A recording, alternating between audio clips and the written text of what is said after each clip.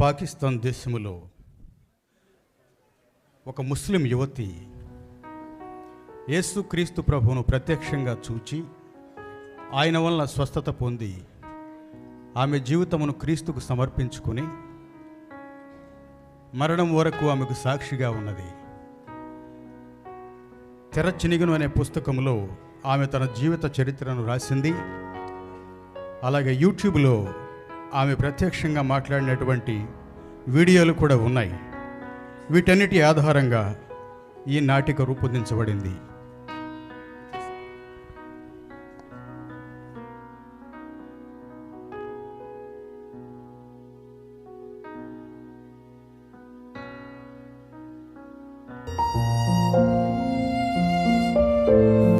గుల్షాన్ ఫాతిమా 1951 సంవత్సరం అక్టోబరు 22న పాకిస్తాన్ దేశంలోని ఒక ముస్లిం కుటుంబంలో జన్మించింది. గుల్షాన్ 6 నెలల వయసులోనే ఆమె తల్లి మరణించింది. 14 నెలల వయసులో తీవ్రమైన జ్వరము వలన ఆమెకు పక్షవాతము వచ్చింది. ఆమె తండ్రి చాలా ధనవంతుడు మరియు గౌరవము కలిగిన మతనాయకుడు. అల్లాహు అక్బర్ అల్లాహు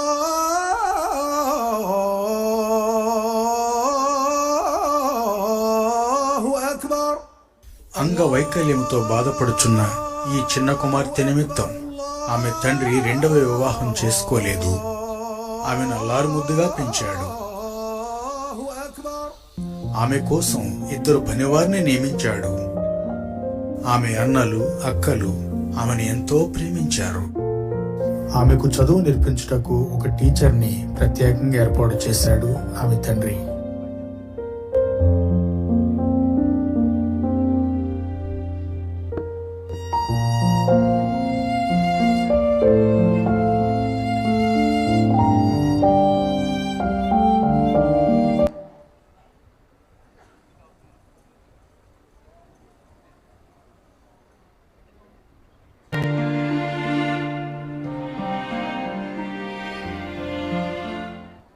గుల్షాన్కు పాకిస్తాన్ దేశంలో వైద్యము చేసినప్పటికీ స్వస్థత రాలేదు కనుక ఆమెను ఇంగ్లాండ్ దేశంలో గొప్ప పేరు ఉన్న డాక్టర్ దగ్గరకు తీసుకువెళ్లారు.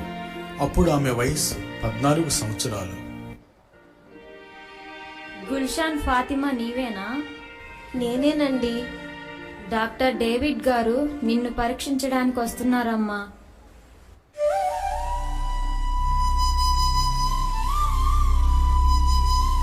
సలీమా, సేమా, ఇది నా జీవితాన్ని తీర్మానించే రోజు. అల్లా దయతో మీకు మంచే జరుగుతుందమ్మా, భయపడొద్దు. డాక్టర్ గారు వచ్చేశారు.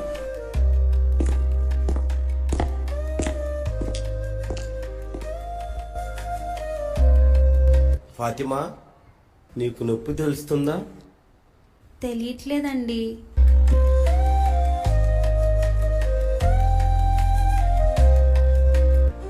ఇప్పుడు తెలుస్తుందమ్మా? తెలియట్లేదండి.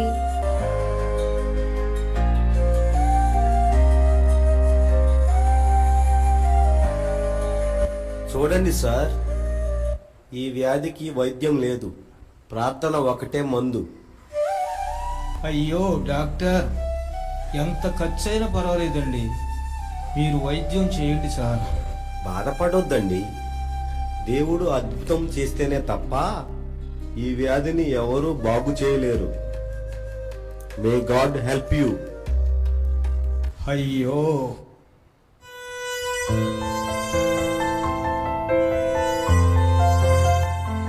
నీవు బాధపడొద్దమ్మా, మనము మక్కాకు వెళదాం. అక్కడ పవిత్ర జలం ఉంది. ఆ జలంతో నీకు స్వస్థత ఖచ్చితంగా వస్తుందమ్మా. సరే అబ్బాజీ.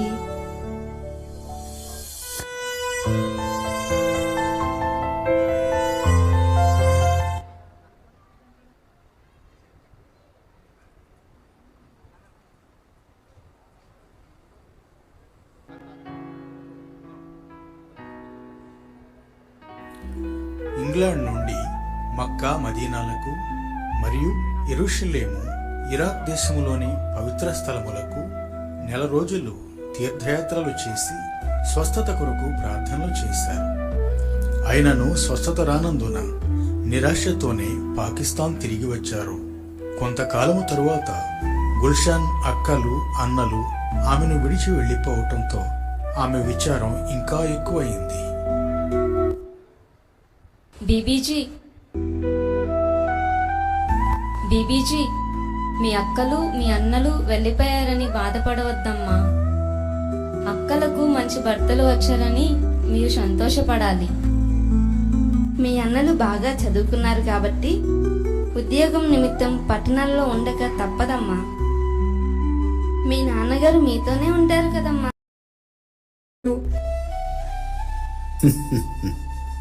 నా ప్రాణం నువ్వేనమ్మా, నీకోసమే బ్రతుకుతున్నానమ్మా. అంకుల్, గుల్షాన్ మెట్రికులేషన్ పాస్ అయింది అంకుల్. ఇదిగో సర్టిఫికేట్. నా బిడ్డ చాలా తెలివైందమ్మా. నా బిడ్డకు అల్లా దీవెనలు ఇప్పుడు ఉంటాయి.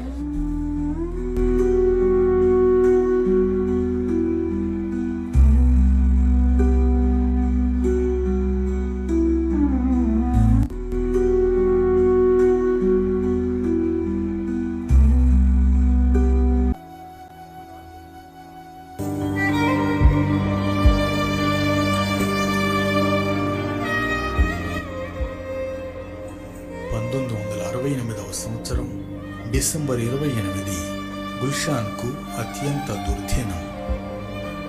గుల్షాన్ను కంటి పాపలా కాపాడుకునే ఆమె తండ్రి హఠాత్తుగా మరణించాడు. ఆమె హృదయం బద్దలైంది.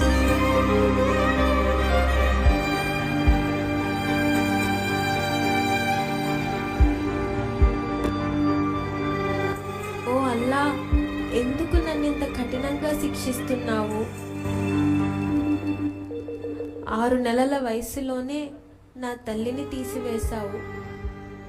16 సంవత్సరాలకే నన్ను ప్రేమించే నా తండ్రిని తీసివేశావు. నాకిక బ్రతకాలని లేదు దేవా, నన్ను కూడా తీసుకో, నాకు మరణమునివ్వు.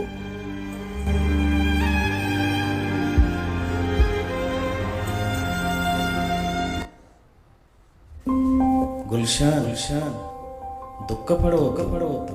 నేను నీ ప్రాణమును కాపాడేదను. నేను యేసును, మరియపుత్రుడను.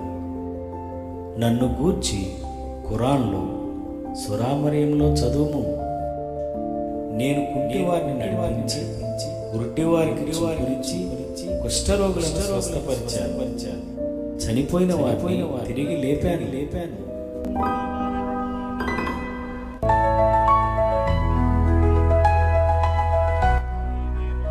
ఆహా, ఆ మాటలలో ఎంతో ఆదరణ ఉంది.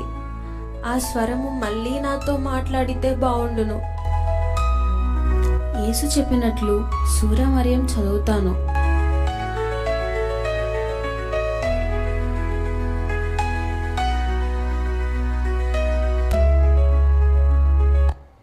సూర మరియంలో యేసు అద్భుతములు చేశాడని ఉంది.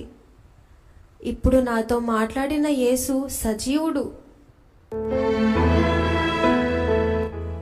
యేసు, మరియపుత్రుడా, నీవు నన్ను కూడా స్వస్థపరచగలవు.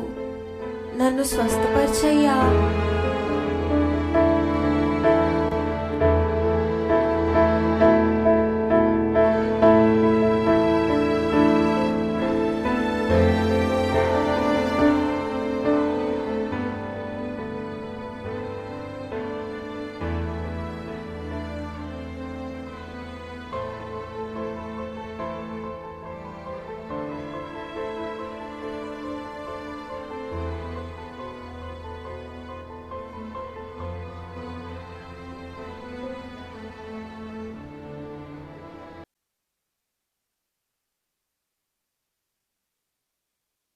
ఈ విధంగా గుల్షాన్ ప్రతిరోజు ప్రార్థన చేసింది. అప్పటి వరకు తాను చేసిన కంఠత ప్రార్థనలు మాని తనను స్వస్థపరచమని యేసును వేడుకుంది. 1971 జనవరి 8వ తేదీ తెల్లవారుజామున తన వాడుక ప్రకారం ప్రార్థిస్తూ ఉంది.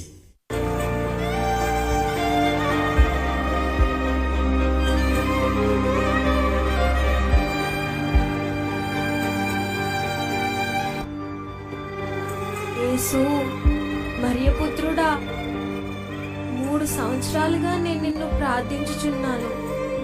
నన్నెందుకు స్వస్థపరచలేదు? నన్ను స్వస్థపరచయ్యా. ఈ స్థితిలో నేను ముందుకు సాగలేనయ్యా.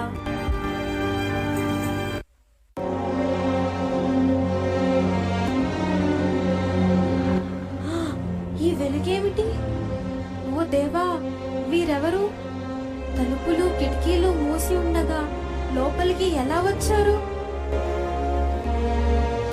గుల్షాన్, నేను నీవు ప్రార్థించుచున్న యేసును.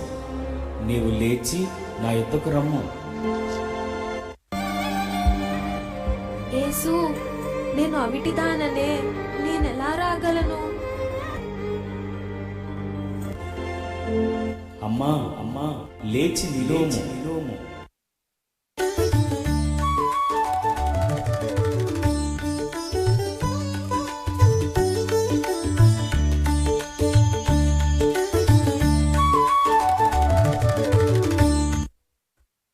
గుల్షాన్, నేనే మార్గమును సత్యమును జీవమునై ఉన్నాను.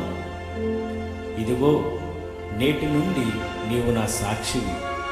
ఇప్పుడు నీవు కండ్లారా చూచిన వాటిని నా ప్రజలకు తెలియజేయము. నా ప్రజలే నీ ప్రజలు. నేను నీకు రక్షణ వస్త్రమును నిత్య జీవమును ఇచ్చుచున్నాను. నీ రక్షణను, నీ శరీరమును ఏ డాగు లేకుండా కాపాడుకొను. నీవు ఇలా ప్రార్థన చేయి: పరలోకమందున్న మా తండ్రి, నీ నామము పరిశుద్ధపరచబడుగాక, నీ రాజ్యము వచ్చునుగాక, నీ చిత్తము పరలోకమందు నెరవేర్చున్నట్టు భూలోకమందును నెరవేరునుగాక. ప్రభువు ఆమెకు పరలోక ప్రార్థన నేర్పించారు.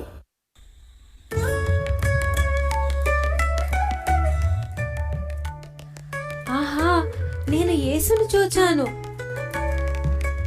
యేసు, నీకు వందనాలు. నా ప్రార్థన విని నన్ను స్వస్థపరిచిన యేసుకు నేను సాక్షిగా ఉంటాను. ఆయన చెప్పినట్లు చేస్తాను.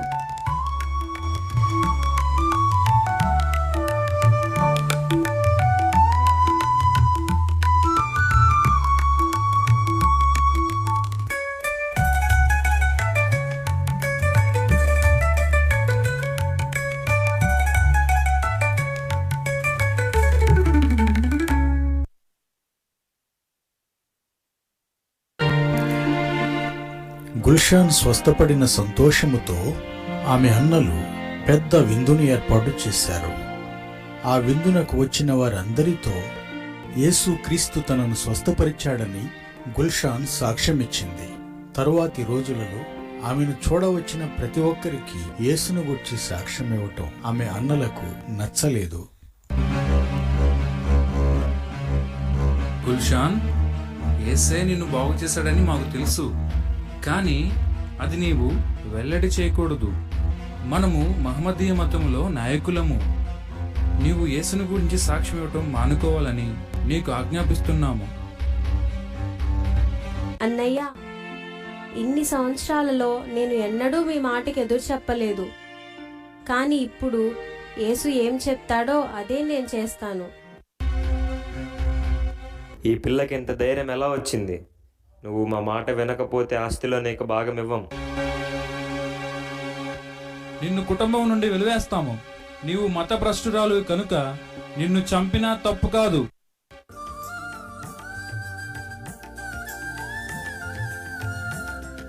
ఏది ఏమైనా నన్ను స్వస్థపరిచిన యేసునే నేను వెంబడిస్తాను.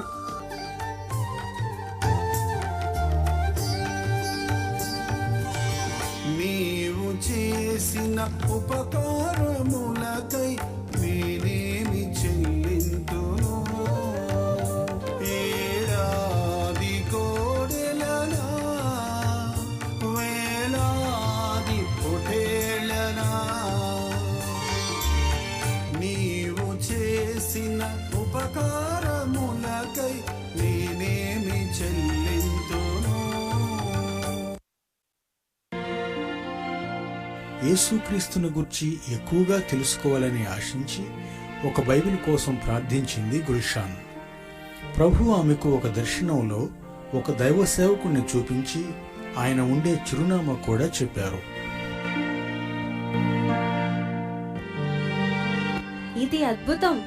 ప్రభువు నాకు దర్శనంలో చూపించిన వ్యక్తి ఈయనే. అయ్యా, వందనాలండి. నేను జంగ్ గ్రామం నుండి వచ్చాను. మీరు నాకు బైబిల్ ఇస్తారని ప్రభువు నాకు చెప్పారు.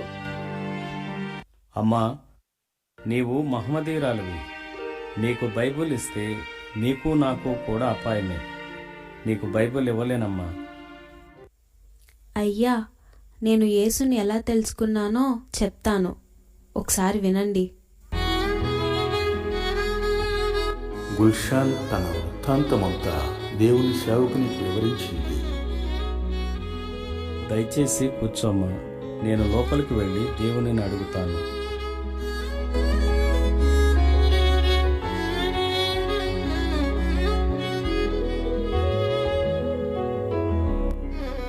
దేవుడు నీకు బైబిల్ ఇవ్వమన్నాడమ్మా. ఇది బైబిల్, ఇది హతసాక్షుల పుస్తకం. నీ కొరకు ప్రార్థిస్తూ ఉంటానమ్మా. వందనాలయ్యా.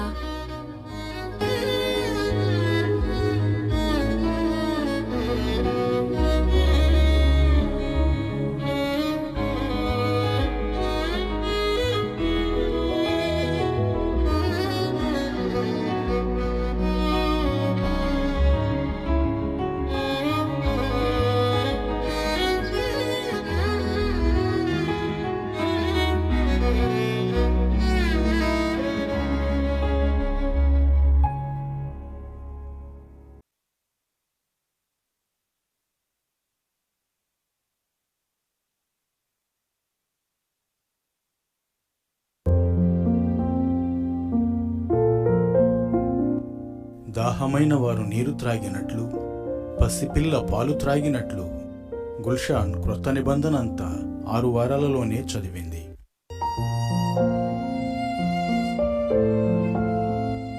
ప్రభువును నమ్మి బాప్తిస్మం తీసుకోవాలని యేసుక్రీస్తు చెప్పారు.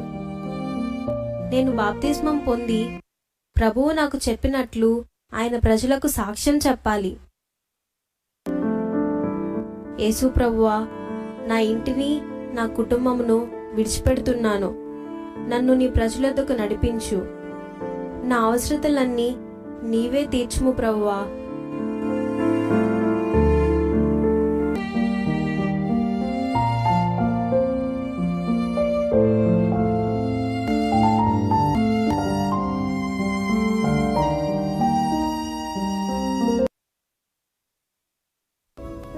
గుల్షాన్ ఆశించిన విధంగా ఆమెకు బైబిల్ ఇచ్చిన దైవజనుడు ఆమెను లాహోర్ పట్టణములోని మెథడిస్ట్ సంఘమునకు పంపారు.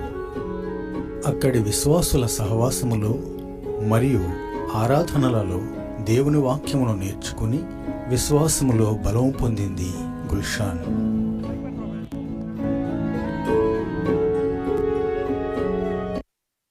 యేసు ప్రభువు శిష్యుల పాదములను కడిగారు. నా కొరకు దాసుని రూపము ధరించారు. ఆయన వలె నేను కూడా సంతోషముగా సేవ చేస్తాను.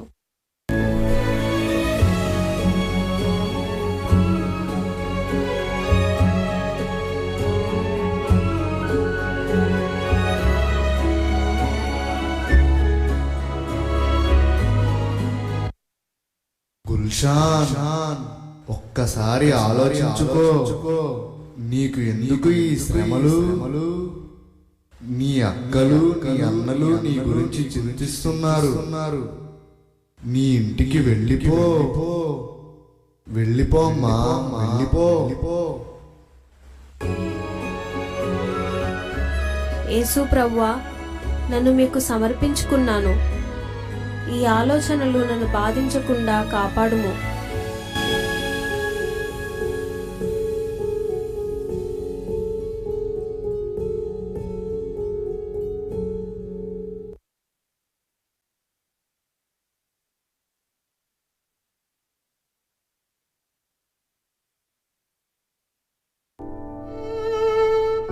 పాస్టర్ అస్లాం ఖాన్ గారు గుల్షాన్లో స్థిరమైన విశ్వాసమును చూచిన తరువాత ఆమెకు బాప్తిస్వం ఇచ్చి గుల్షాన్ ఇస్తేర్ అనే పేరు పెట్టారు.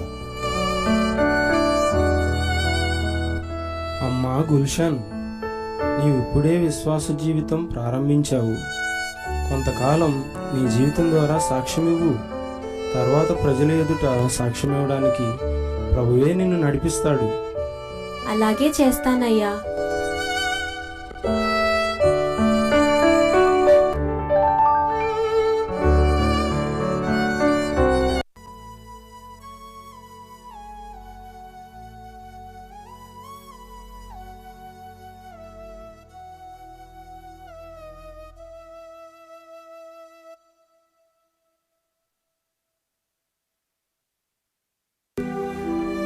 గుల్షాన్ ప్రార్థన ద్వారా ప్రభువు నామము కనపరచబడింది. మా దొరసని గారు చనిపోయి బ్రతికారు. మాకు చాలా సంతోషం.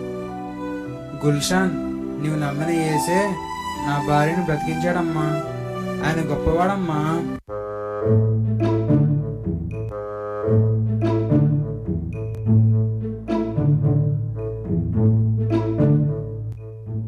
అనీష్ గారు, మీరు చనిపోయిన మాట వాస్తవం. మీలో ప్రాణం లేదని నిన్న స్వయంగా నేనే చెప్పాను. అసలు మీకేమైందో చెప్పండి. నేను ఒక రమ్యమైన ప్రదేశానికి వెళ్ళాను. అక్కడ బంగారు కిరీటము ధరించి ప్రకాశించుచున్న ఒక వ్యక్తి ఉన్నాడు. ఆయన నాతో, నేను యేసుక్రీస్తును, నీవు తిరిగి భూలోకానికి వెళ్ళు అని నన్ను వెనకకు పంపాడు. అప్పుడు నాకు మెలకువ వచ్చింది. యేసు ప్రవక్త మాత్రమే కాదు, ఆయన దేవుడు. మీరు నమ్మండి. అవును, గుల్షాన్ మాట నిజం. చెల్లి, నీవు మా ఇంటిలోనే ఉండి నాకు యేసు మార్గాన్ని నేర్పించమ్మా. అలాగే అక్క.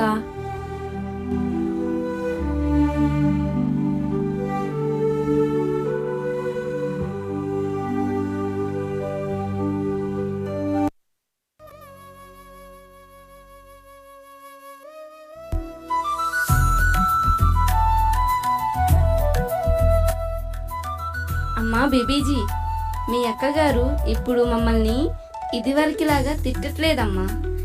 మమ్మల్ని బాగా చూసుకుంటున్నారు. చెల్లి, నేను బ్రతికినంత కాలం యేసయ్యనే ప్రార్థిస్తాను. కానీ నన్ను మీ బావగారు బయటికి పంపరు. నేను బాప్తిస్మం పొందటం ఎలాగా? అక్క, నీవు నీ పాపంలో ఒప్పుకున్నావు కదా. అన్నీ ఒప్పుకున్నానమ్మా. నీ మాటలను బట్టి నేను నీకు బాప్తిస్మం ఇస్తాను. సలీమా, స్నానపు తొట్టిని నీటితో నింపండి. ఒక జత బట్టలు కూడా అక్కడ ఉంచండి. అలాగేనమ్మా.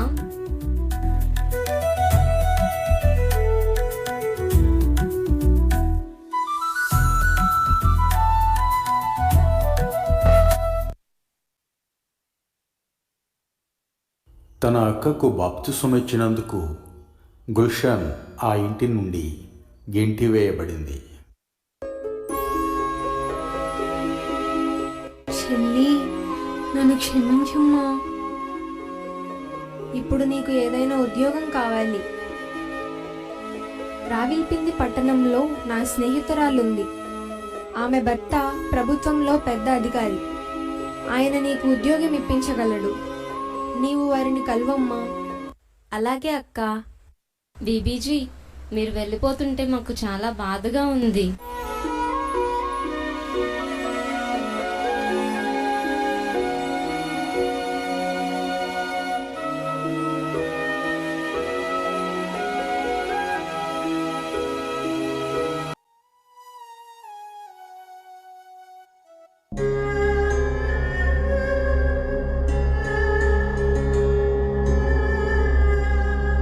అమ్మా, నీ గురించి తెలిసింది. నీకు ఉద్యోగం కావాలంటే నీ క్రైస్తవ మార్గాన్ని విడిచిపెట్టు. నిన్ను నీ కుటుంబంతో సమాధానపరిచే బాధ్యత నేను తీసుకుంటాను. ఆలోచించుకో. అయ్యా, మీరు నాకు ఉద్యోగం ఇవ్వకపోయినా పర్వాలేదండి. నేను నా యేసు మార్గాన్ని మాత్రం విడిచిపెట్టలేనండి. సరే, నీకు తగిన ఉద్యోగాన్ని నీకు ఏర్పాటు చేస్తాను. వెళ్దాంరా.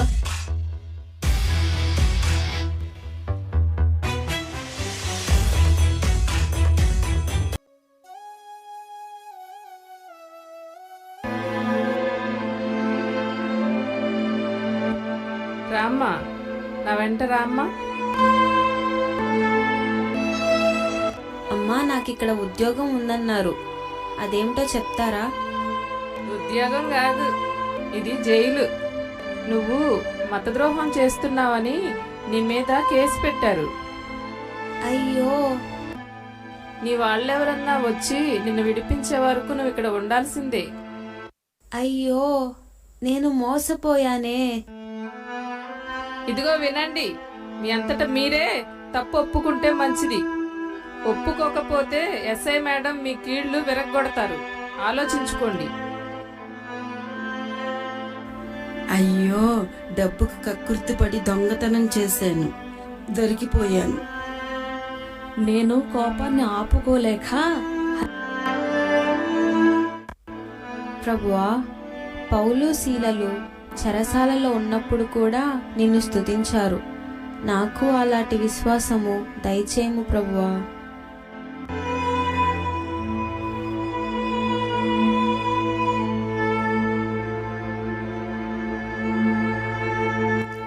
ఆ చెరసాలలో గుల్షాన్ ఎస్తేర్ 30 దినములు ఉండవలసి వచ్చింది.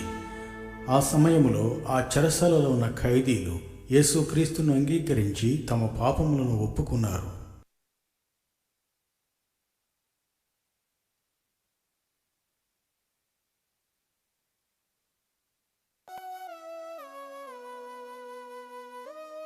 గుల్షాన్ అన్నలలో ఒకరు ఆమెను ఇంటిలో చేర్చుకుని ఆదివారము చర్చికి వెళ్ళడానికి, ఇంటిలో కూడా బైబిల్ చదువుకోవడానికి అనుమతిచ్చినందుకు ఆమె ఎంతో సంతోషించింది.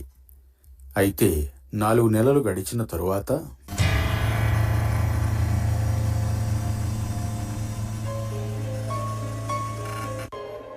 చెల్లి, నా ఇంటిలో సంతోషంగా ఉన్నావా? నా భార్య పిల్లలు నిన్ను బాగా చూచుకుంటున్నారా? ఇక్కడ చాలా సంతోషంగా ఉన్నానన్నయ్య. నీవంటే మాకెంతో ప్రేమమ్మా. నీవెల్లప్పుడూ మాతో ఉంటే మాకు సంతోషం. ఈ పుస్తకం నాకు ఇచ్చి క్రైస్తవుల గుడికి వెళ్ళటం మానే. నేను అడిగేది అంతేనమ్మా. ఇది దేవుని వాక్యం అన్నయ్య, నేను దీనిని ఇవ్వలేను. దేవుని మందిరమునకు వెళ్ళటం మానలేను. నన్ను క్షమించు. నా ఇల్లు వదిలి వెళ్ళిపో. నీ ముఖం నాకు చూపుకు. తమ్ముడు, మన ఇంటికి వచ్చిన ఈ శనిని అంతం చేసేద్దాం. గుల్షాన్, నీవెందుకు చనిపోవాలి? యేసుని నమ్ముట మానుకో. క్రైస్తవుల గుడికి వెళ్ళుట మానుకో. నువ్వు ఒప్పుకుంటే తుపాకీ పేల్చను. చెప్పు. ఒకసారి జన్మించిన వారు మరణించక తప్పదని ఖురాన్లో ఉంది కదన్నయ్య. యేసుక్రీస్తును విశ్వసించిన వారు మరణించినా జీవిస్తారు. తుపాకీ పేల్చే అన్నయ్య. చిచ్చి, ఈ శాపాన్ని ఇంటిలో నుండి తరిమేయ్.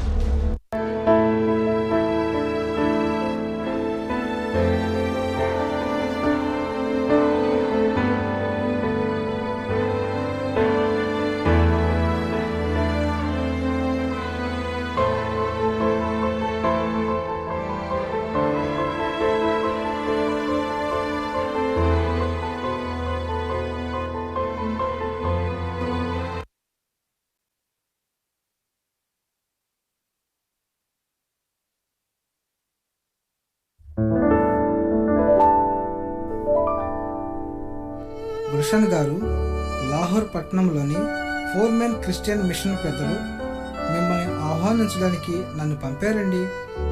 మా సంఘంలో రేపు జరిగే నూతన సంవత్సరపు ఆరాధనలో వాక్యం బోధించడానికి మిమ్మల్ని ఆహ్వానించారండి. ప్రభువా, నీవు చెప్పినట్లు నీ కొరకు సాక్ష్యం ఇవ్వడానికి ఈ తరుణము నాకు ఇచ్చావని నమ్ముతున్నాను. నీవు నాతో ఉంటే నేను వెళ్తాను. సరేనండి, వస్తాను. 1972 జనవరి 1న నూతన సంవత్సరపు ఆరాధనలో క్రీస్తును గూర్చి సాక్ష్యమిచ్చినది మొదలుకొని 2022వ సంవత్సరం జనవరి 1వ తేదీన పరలోకమునకు చేరేంత వరకు ప్రపంచవ్యాప్తముగా అనేక దేశములలో యేసు క్రీస్తును గూర్చి సాక్ష్యమిచ్చింది గుల్షాన్ ఎస్తేర్.